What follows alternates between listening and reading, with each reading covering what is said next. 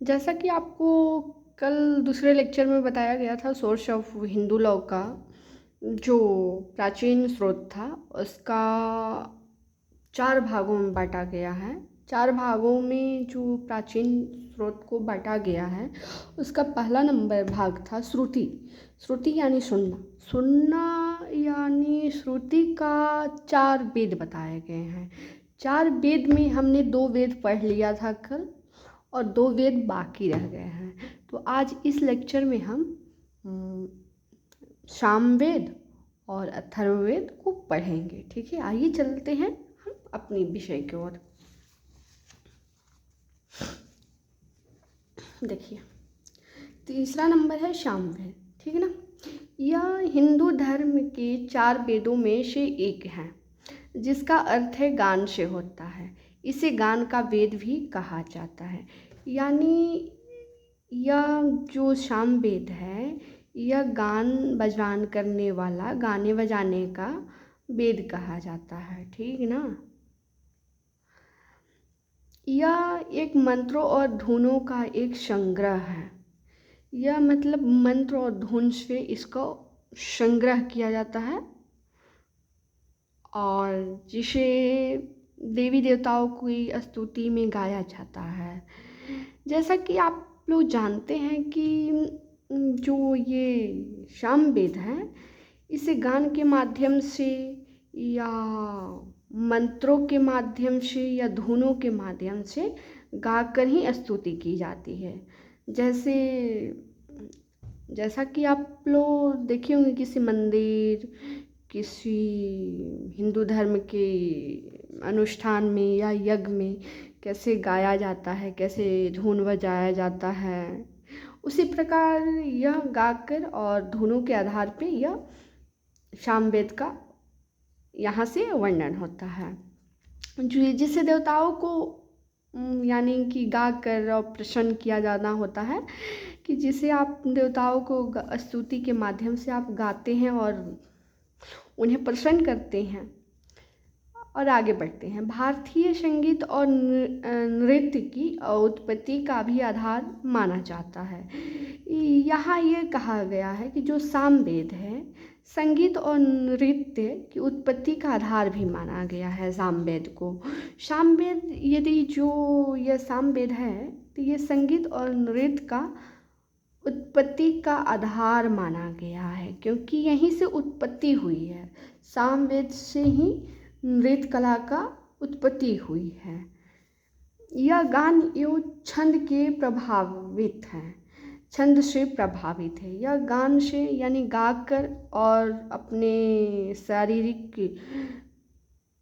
प्रदर्शन तो नहीं कहेंगे, उससे मतलब कला मतलब अपने शरीर के छंद से कंपन से आप प्रभावित है। ये छंद मतलब नृत्य होता है जो शरीर को, जैसे आम भाषा में समझे तो नाचना होता है। पैरों से जैसे ऐसे ऐसे करके पैरों को अपना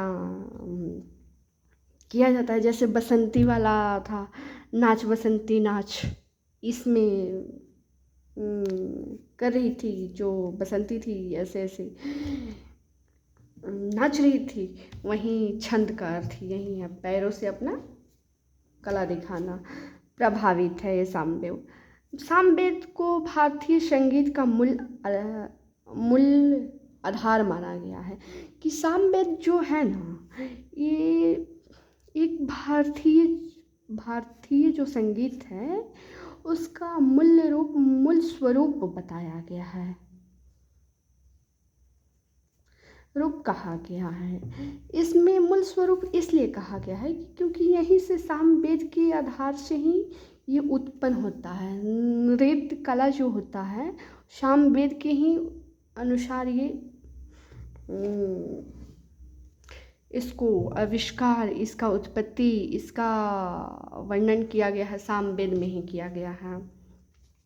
आगे चलने से आपको पहले बताते हैं कि यदि हमारा वीडियो अच्छा लगता है तो इसे लाइक करिए, कमेंट करिएगा और चैनल को हमारा सब्सक्राइब करिएगा। और वीडियो देखिए यूट्यूब पे तो हिंदी में बहुत कम ही मात्रा में मिलता है और जैसा कि हमने ये सफ़र अपना एलएलबी के सफ़र में ये बहुत परेशान हुए थे, इसलिए मैं भी सोची कि इसे आपको बहुत अच्छे से हिंदी में बताऊं और आपका जो प्रश्न आने वाला है एलएलबी में उसे बहुत इजी भाषा में आप लिख कर आइए और अच्छे नंबर से पास करिए। यही मेरा मोटिव है और यही मेरा उद्देश्य है आप लोगों को।